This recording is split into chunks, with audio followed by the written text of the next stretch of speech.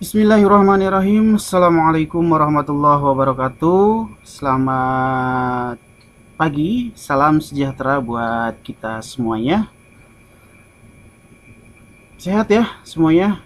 Mudah-mudahan semua siswa ataupun siswi SMK Teknologi, khususnya jurusan Teknik Logistik kelas 11, tetap dalam lindungan Allah Subhanahu wa taala dan semuanya negatif perihal COVID-19.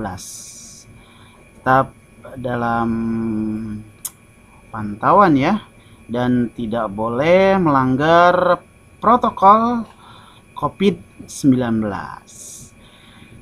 Baik, sebelum kita mulai pembelajaran jarak jauh di tanggal 10 Agustus 2020, berarti tinggal beberapa hari lagi ya kita akan memeriahkan hari ulang tahun Republik Indonesia. Sudah sampai di mana persiapannya? Semoga tetap jiwa semangat 45 kita selalu berkobar setiap harinya ya, meski dalam kondisi pandemi COVID-19. Baik, sebelum kita melanjutkan ke materi, mari kita berdoa menurut agama dan kepercayaannya masing-masing, agar ilmu yang kita miliki dapat bermanfaat dan dapat digunakan. Berdoa dipersilahkan.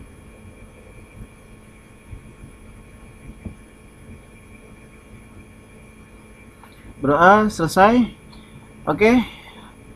Untuk pembahasan di mata pelajaran pengendalian dokumen administrasi gudang, khususnya kelas 11 Teknik Logistik SMK Teknologi, itu di pertemuan sekarang kita akan membahas tentang sistem administrasi gudang.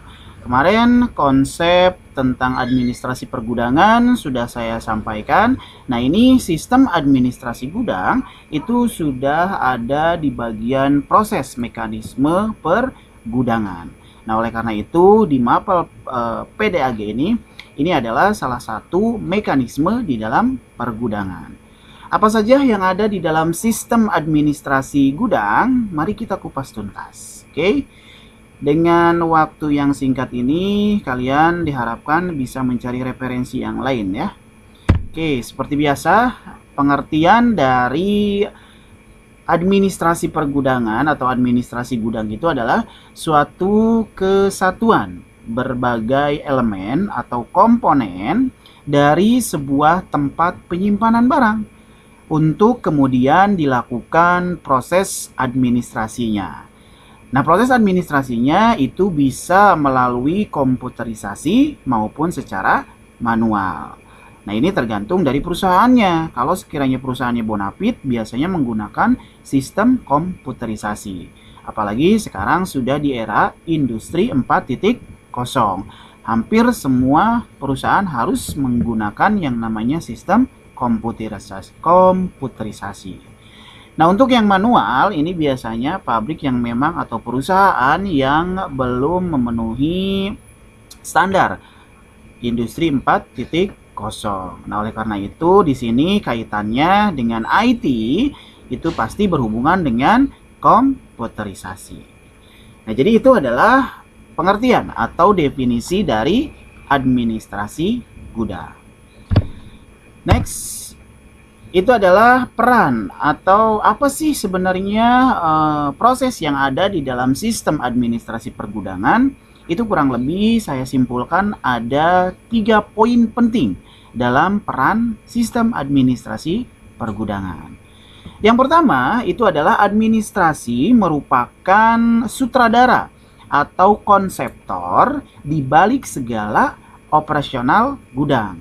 Nah, jadi di sini peran dari seorang yang memang nanti tugasnya sebagai kepala gudang, khususnya di bagian administrasi pergudangan, dia adalah konseptor atau orang yang membuat semua catatan, semua jadwal, semua perihal apapun itu yang ada di balik gudang tentang operasional gudang, dialah orang yang bertugas untuk membuat atau konseptor di balik segala operasional gudang. Yaitu peran yang pertama. Yang kedua, itu adalah administrasi mengurus data-data gudang, seperti misalkan di sini data pemesanan. Apa yang dipesan, bisa barang ataupun bahan bakunya. Nah, selain pemesanan, dia juga bertugas sebagai data persediaan. Jadi semuanya perihal persediaan, baik itu untuk produksi maupun untuk barang pengiriman, itu didata. Nah, selain itu, data pengeluaran barang pun dicatat. Kemudian data permintaan, bahkan sampai dengan peramalan dan permintaan, itu semuanya dikelola oleh kepala gudang. Nah, itu poin yang kedua di dalam proses peran sistem administrasi pergudangan. Yang ketiga, itu adalah mengingat sistem yang begitu rumit atau kompleks. Nah, maka di sini bisa diperlukannya software atau aplikasi khusus yang memang menangani semua secara terintegrasi. Jadi semuanya itu berkesinambungan, berhubungan antara proses A sampai dengan Z itu menggunakan yang namanya software atau aplikasi tertentu.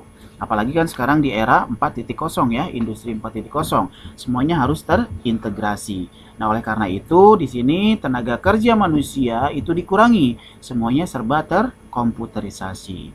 Nah, disinilah tugas sebagai seorang purchasing ataupun kepala gudang harus bisa memikirkan atau harus bisa membuat software yang memang berhubungan dengan administrasi pergudangan. Nah, itu yang ketiga atau peran yang terakhir dari proses sistem administrasi pergudangan. Next, pembahasan masih perihal peran sistem administrasi pergudangan. Tadi 3 poin ya yang paling krusial atau paling penting. Nah, sekarang di sini ada 4 poin lagi yang memang harus kalian ketahui di dalam peran sistem administrasi pergudangan. Selanjutnya yaitu administrasi itu berkaitan atau banyak berkaitan dengan pemasok. Jadi kalian harus mampu memasok baik itu dari gudang ke proses produksi ataupun ke sebelum produksi, itu kalian harus memahami proses pemasokan. Nah, selanjutnya itu perjanjian produk yang returnable juga menguntungkan perusahaan dibandingkan sistem beli putus. Nah, jadi di sini ketika memang ada barang yang dipesan itu ada yang salah, bisa di return daripada beli terus putus. Nah, jadi di sini ketika ada 2 pilihan antara returnable dengan sistem beli putus, lebih baik kalian menggunakan sistem returnable. Kenapa? Karena ya memang ketika memang barang sudah nyampe di customer itu bisa dikembalikan. Selanjutnya, perjanjian ini bahkan bisa begitu ketat. Misalkan nih di sini satu peritel luar negeri yang tersangkut kasus di KPPU. Nah, salah satunya karena diduga mengadakan perjanjian pada pemasok supaya harga yang masuk ke retail tersebut harus lebih murah dibandingkan retail mana saja yang memesan barang sama dengan pemasok. Nah, ini merupakan bentuk praktek monopoli. Jadi kalian di situ melakukan proses monopoli ini. Misalkan perusahaan kalian memonopoli harganya, kompakan nih bikin perjanjian, harganya sekian, harganya sekian. Pokoknya ketika ada customer yang beli, pokoknya sudah jangan ada proses tawar-menawar. Nah, itu adalah proses monopoli. Jadi misalkan produksi ini handphone nih, ada merek A. Kalian kerjasama dengan pabrik yang lain, dengan pemasok yang lain. Nah, kalian di situ kerjasama dengan harga yang sama, kemudian ketika dijual tidak boleh ada harga penurunan. Nah, itu adalah salah satu contoh kecil dari proses monopoli. Nah, selanjutnya di sini hubungan erat pihak administrasi juga dijalankan dalam rangka menjalin supplier relationship management. Nah, jadi di sini kalian harus mampu membuat suatu hubungan dengan supplier atau membuat manajerial yang berhubungan dengan supplier atau pemasok. Nah, jadi di sini banyak faktor yang mempengaruhi supplier relationship management dan banyak menyangkut etika bisnis. Jadi etika bisnisnya pun di sini harus benar-benar kalian kuasai. Misalkan dari A ke B, kalian harus tahu regulasi atau peraturan-peraturan yang dibuat antar perusahaan. Nah, itu yang terakhir perihal peran sistem administrasi pergudangan. Selanjutnya, di sini ada alur. Jadi bagaimana sih proses atau rule dari administrasi gudang? Itu saya simpulkan menjadi dua bagian. Yang pertama itu ada data pemesanan barang, dan nanti yang kedua itu ada data inventory. Kita kupas yang pertama terlebih dahulu ya. Untuk alur administrasi gudang yang pertama itu ada data pemesanan barang. Apa itu data pemesanan barang? Menurut pengertiannya itu adalah sebuah gudang jadi menyimpan barang-barang tertentu dan mengeluarkan dalam jumlah tertentu. Misalkan, di sini pengeluaran barang X. Nah, maka penyimpanan bisa saja X atau X ditambah Y. Nah, jadi ketika misalkan ada customer yang mesen combro rasa durian. Nah, ketika kalian di situ dalam proses pengeluarannya combro rasa durian, nah maka kalian pun harus menyimpan bahan baku yang memang berhubungan dengan combro rasa durian. Nah, contohnya misalkan di situ harus ada terigu, kemudian harus ada duriannya. Nah, itu sesuai dengan yang namanya pengeluaran. Jadi kalau bahasa matematiknya itu adalah pengeluaran adalah X, nah maka penyimpanannya pun harus X. Nah, jangan sampai ketika pengeluarannya itu X, pemesanannya Y. Contoh, ketika di situ ada pemesanan combro rasa nangka, tapi kalian di situ menyimpan durian. Salah, ya. Jadi di situ harus sesuai antara pengeluaran dengan penyimpanan. Mudah-mudahan paham ya dengan analogi atau peribahasa yang mudah seperti itu. Nah, di sini misalkan Y adalah buffer stock. Maksud dari buffer stock itu adalah di sini misalkan ada cadangannya. Contoh, di sini pemesanan dilakukan administrasi berdasarkan kebutuhan pengeluaran. Nah, kebutuhan pengeluaran diramalkan terlebih dahulu melalui data historis ataupun estimasi. Jadi diestimasi terlebih dahulu ya. Jadi kalian harus mampu mengestimasi ramalan-ramalan atau barang yang akan dikeluarkan. Jadi tidak semena-mena kalian memproduksi atau memasok barang tidak sesuai dengan peramalan. Nah, selanjutnya di situ pemesanan dilakukan kepada pemasok dengan perjanjian waktu bayar atau term of payment. Kalau disingkat itu TOP. Di mana TOP nantinya diusahakan angka lebih besar daripada DSI atau Day Sales Inventory atau waktu barang tersimpan sampai menjadi uang. Misalkan contohnya di sini, jika kalian memiliki sebuah perusahaan yang berhasil menjual dalam waktu 3 hari dan topnya adalah 6 hari, maka perusahaan di situ otomatis akan untung.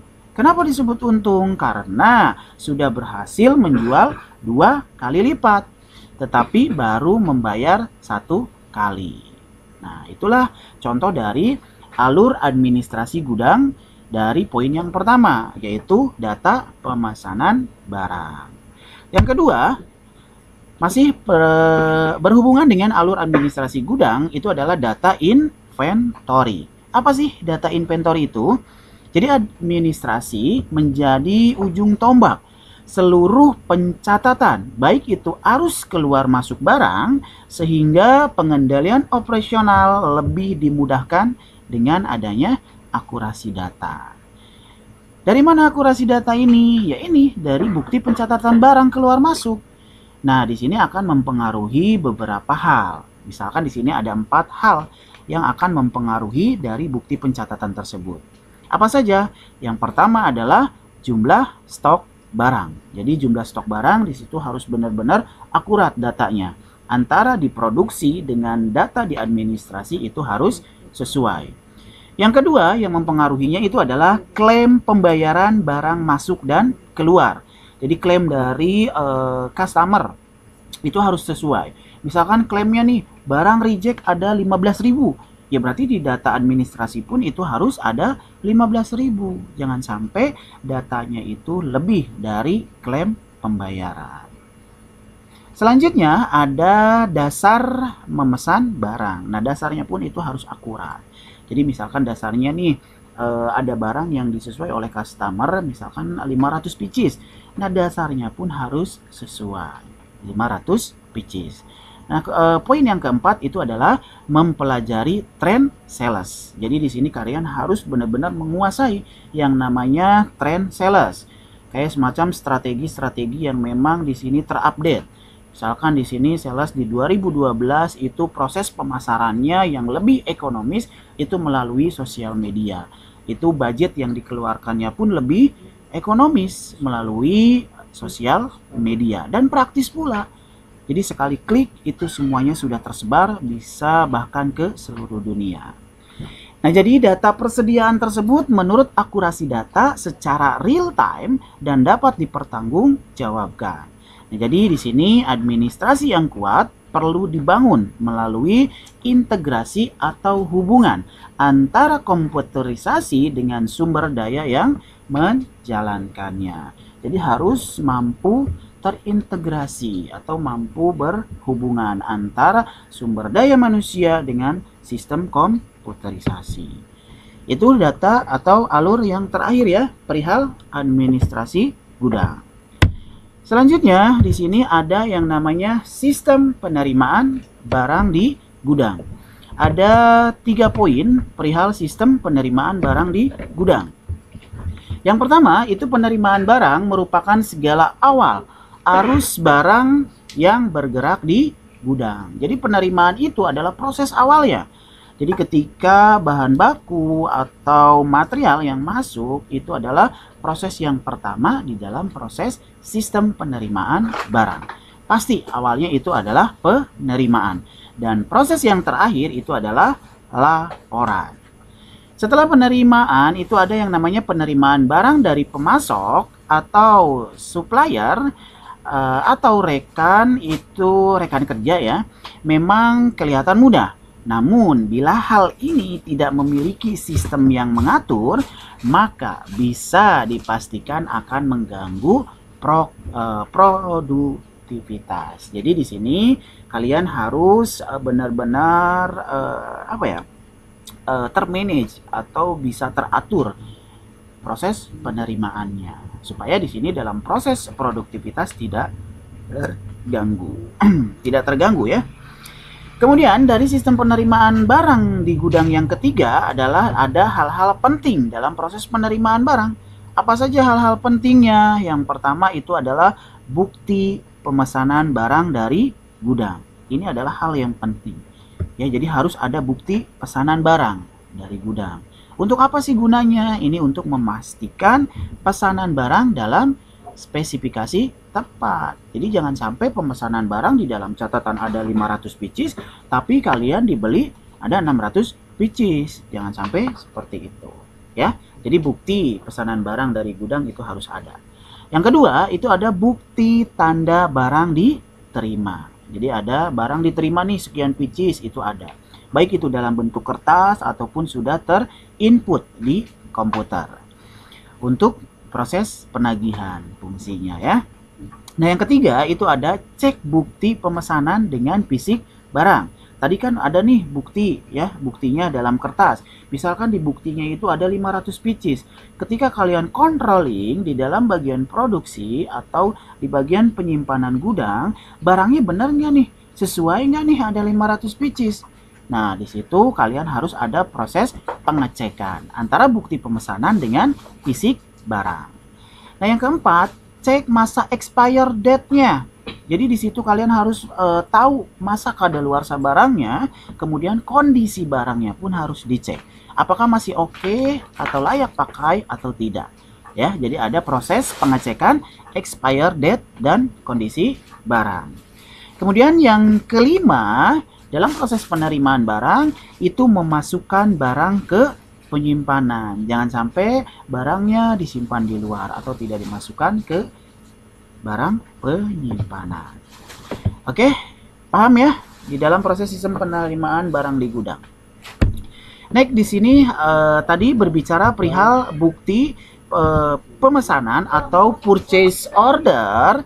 Itu ada 5 poin ya. Jadi yang pertama itu customer memesan barang ke pemasok. Jadi di sini mengirimkan PO ke pemasok. Apa itu PO? Jadi PO itu adalah purchase order. Ya. Jadi di sini customer memesan barang dulu ke pemasok. Jadi ada PO dulu, ya. Jangan dulu dibuat. Jadi nunggu PO terlebih dahulu. Itu yang pertama di dalam bukti pemesanan. Yang kedua, itu pemasok menerima PO kemudian menyiapkan barang sesuai dengan PO. Nah, yang ketiga, PO diperiksa dan disesuaikan dengan seluruh item yang dibawa. Kemudian yang keempat, setelah cocok antara item barang yang akan dikirim dengan PO, dibuatlah bukti tanda terima barang. Nah, selanjutnya, rule dari proses bukti pemesanan adalah pemasok mengirimkan barang pesanan ke gudang yang telah disiapkan pemesanan. Nah, itu rule atau proses dari bukti pemesanan atau purchase order. Jadi ada 5 step ya. Yang pertama, customer memesan barang ke pemasok atau PO. Kemudian di sini pemasok menerima PO, setelah itu PO diperiksa, setelah cocok barulah dibuatkan bukti tanda terima barang. Dan yang terakhir, pemasok mengirimkan barang pesanan ke gudang yang telah disiapkan pemesan. Selanjutnya, nah, bukti tanda terima barang. Ada 3 poin yang harus kalian ketahui. Di sini bukti tanda terima barang serta faktur akan berhubungan dengan penagihan uang. Kemudian bukti tanda terima barang akan dijadikan dasar oleh pihak supplier untuk menagih ke pemesan barang. Dan pentingnya untuk membuat bukti tanda terima barang asli dan ada tanda-tanda yang dilampirkan. Misalkan di sini PO atau surat lain yang menjamin keaslian dokumen. Nah, itu perihal bukti tanda terima barang. Ada 3 poin ya. Selanjutnya di sini ada 3 aktivitas operasional dalam proses penerimaan dan pengiriman barang. Apa saja di sini aktivitas penting? Yang pertama itu bongkar barang. Jadi bongkar barangnya itu harus di cross check nih sesuai tidak antara personilnya atau SDM-nya yang dibutuhkan, kemudian dengan barang-barang yang akan dibongkar, kemudian kemana barang tersebut akan disimpan. Jadi dalam proses bongkar barang pun harus benar-benar dicek keakuratannya. Nah, yang kedua aktivitas operasional yaitu cek expire-nya. Jadi masa kadaluarsanya pun itu harus di cross check. Dan yang terakhir itu adalah cek kesesuaian antara pesanan serta memasukkan barang ke penyimpanan. Jadi kalau sudah sesuai dengan pesanan, kemudian barang-barang yang sudah sesuai itu dimasukkan ke dalam proses penyimpanan. Selanjutnya di sini mungkin kesimpulan dari proses sistem tersebut itu penerimaan barang di gudang rawan permainan dengan pihak supplier. Nah, biasanya di sini memang itu banyak uang basah atau banyak sekali ladang-ladang keuntungan atau bahasa kasarnya mah ladang untuk korupsinya di bagian warehouse itu luar biasa. Jadi kalau iman kalian tidak kuat ya, banyak sekali di sini ladang-ladang untuk korupsi. Kenapa bisa bisa dikatakan ladang korupsi? Ya memang di sini ada permainan. Jadi antara pihak perusahaan atau pihak gudang dengan pihak supplier itu bisa dipermainkan, ya. Jadi misalkan kalian di sini sebagai manajer gudang nih, kalian harus mampu mengawasi bawahan kalian. Karena di sini memang bawahan kalian ketika memang berhubungan dengan supplier, itu bisa dipermainkan. Misalkan harga satu pieces barang dari supplier itu harganya 5.000. Tapi ketika kalian di situ sebagai operator gudang itu bisa memainkan harganya ke perusahaan. Misalkan dimainkan dengan harga satu piecesnya itu 7.000. Di situ kan ada keuntungan 2.000 per pieces. Nah, makanya di sini rawan sekali permainan antara operator gudang dengan supplier. Tapi biasanya di sini supplier itu berhubungannya langsung dengan manajer. Tapi tergantung perusahaan sih. Kalau memang sekiranya kalian yang memang langsung berhubungan dengan supplier, itu bagiannya memang benar-benar banyak ladang keuntungan. Itu biasanya di luar dari kontrak dengan perusahaan. Nah, selain itu, staf penerimaan tanpa diketahui oleh pemesan dapat melakukan deal-deal khusus yang merugikan pemesan dan menguntungkan pemasok. Jadi maksudnya di sini pesanan misalkan ada 100 pieces, tapi di situ kalian ada nego-nego di luar dari kesepakatan. Misalkan dari perusahaan A, kemudian ada perusahaan B. Nah, perusahaan B memesan ke perusahaan A itu misalkan 100 pieces. Nah, dari pemasok itu biasanya ada yang namanya hal-hal atau deal-dealan yang memang tidak berhubungan dengan perjanjian-perjanjian. Barang yang dikirim misalkan dilebihin lah gitu, atau ditambahin lah gitu barangnya. Nah, biasanya ada hal-hal seperti itu. Tapi kalau memang kedua belah pihak sepakat dengan hal tersebut, yaitu tidak menjadi yang namanya rawan atau melanggar peraturan. Nah, jadi di sini penting sekali kontrol yang ketat terhadap personil penerimaan barang itu harus benar-benar diperketat. Karena memang di sini sifatnya danger, penting sekali. Ya tadi biar tidak ada permainan ya antara operator atau antara manajer dengan pemasok. Nah, hal seperti ini memang dilakukan rotasi pekerjaan rutin serta bekerja dalam jumlah kecil. Serta pembatasan wewenang adalah hal-hal yang praktis yang bisa dilakukan. Nah, oleh karena itu kalian harus benar-benar menguasai mulai dari proses awal sampai dengan akhir, kemudian hubungan antara dengan pemasok ataupun supplier itu benar-benar harus kalian ketahui. Karena di sini memang benar-benar krusial. Ketika memang ada audit, kalau datanya tidak sesuai, itu bisa-bisa kalian bisa di-cut atau dipecat dari perusahaan. Ya, jangan sampai di sini ada permainan lah ya. Dan biasanya di sini orang-orang gudang benar-benar imannya harus kuat. Jangan sampai tergoyahkan dengan hal-hal yang memang itu sifatnya receh lah ya. Karena apa ya? Ya banyaklah betrak-betruk receh-receh yang memang itu mampu menggoyahkan iman kita supaya korupsi. Ini rawan sekali untuk di bagian pergudangan. Oke, cukup ya. Di sini tugas untuk PDAG pengendalian dokumen administrasi gudang. Silahkan kalian lakukan resume terhadap sistem peletakan dan pengambilan barang dari gudang. Nah, ini tugas kalian. Silahkan dilakukan dalam waktu 1 minggu. Waktunya terhitung dari setelah mendengar atau melihat video yang sudah saya share. Ya, silahkan lakukan resume terhadap sistem peletakan dan pengambilan barang dari gudang. Oke, cukup. Terima kasih ya untuk perhatiannya dan sudah menyaksikan videonya. Untuk absen ada 2 ya. Seperti biasa, absen ada 2 kali. Yang pertama, nanti kalian komentar di panel komentar link YouTube yang sudah saya share nanti di grup WhatsApp. Itu yang pertama. Jadi harus absen di panel komentar ya. Kemudian yang kedua, nanti saya akan menyebarkan atau nge-share link Google Form absensi khusus yang harus kalian isi ya. Itu absennya. Oke, kalau ada pertanyaan pun atau ada bahan yang mau didiskusikan, kalian bisa mendiskusikannya di WhatsApp grup. Kalau sekiranya misalkan tidak paham, Pak, ini saya tidak paham nih, silahkan dipertanyakan. Cukup ya materinya untuk hari ini. Jadi mudah-mudahan dengan sedikit waktu atau waktu yang memang kurang maksimal bisa dimanfaatkan oleh kalian dengan sebaik mungkin. Kemudian seperti biasa juga saya mengamanatkan tanggung jawab kalian sebagai peserta didik yang memang sudah diamanatkan oleh pihak sekolah ataupun yang sudah diamanatkan oleh orang tua kalian, dilaksanakan amanat tersebut.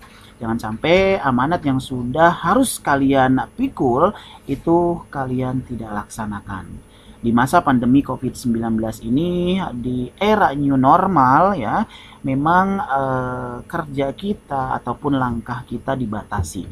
Tapi dengan adanya keterbatasan tersebut, jangan sampai membuat pikiran kita menjadi terbatas juga. Tidak.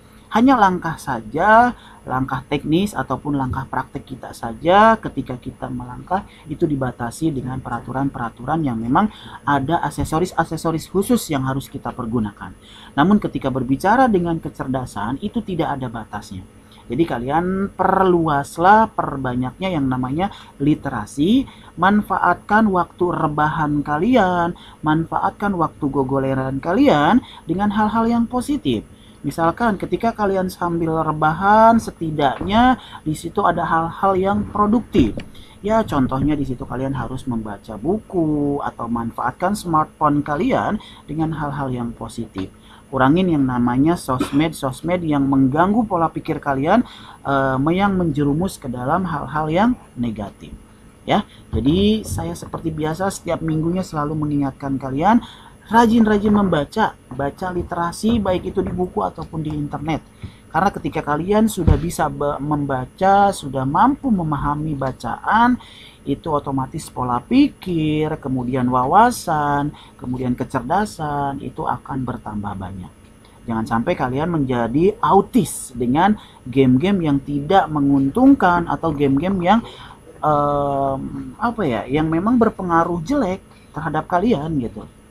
Kalaupun memang kalian sudah terlanjur hobi dengan game, ya manfaatkan game tersebut menjadi hal-hal yang produktif ya. Misalkan kalian ikut turnamen ataupun kalian di situ memang membuat suatu game yang memang terbaru yang bisa dimanfaatkan oleh orang lain sehingga ada royalti khusus untuk kalian.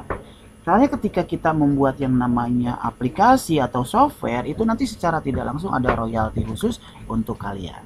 So, manfaatkan keadaan seperti ini, perdalam lagi ilmu SWOT-nya ya, analisis SWOT-nya. Nanti di PK dan K itu akan ada yang namanya analisis SWOT. Jadi ketika memang ada keterbatasan di masa pandemi ini, pasti ada yang namanya hal-hal positif yang bisa dimanfaatkan. Ya, contoh kecilnya, ketika orang-orang harus menggunakan masker, otomatis kalian harus membeli masker. Dan hal produktif yang harus kalian lakukan adalah menjual masker. Itu adalah salah satu analisis SWOT dalam proses PK dan K. Oke, cukup ya. Mudah-mudahan dengan waktu yang singkat ini menjadi hal yang luar biasa buat kalian. Sehat dan sukses selalu buat kita semuanya. Amin ya rabbal alamin. Mohon maaf apabila ada keterbatasan dan mohon maaf apabila ada hal-hal yang salah. Billahi taufiq wal hidayah. Wassalamualaikum warahmatullahi wabarakatuh.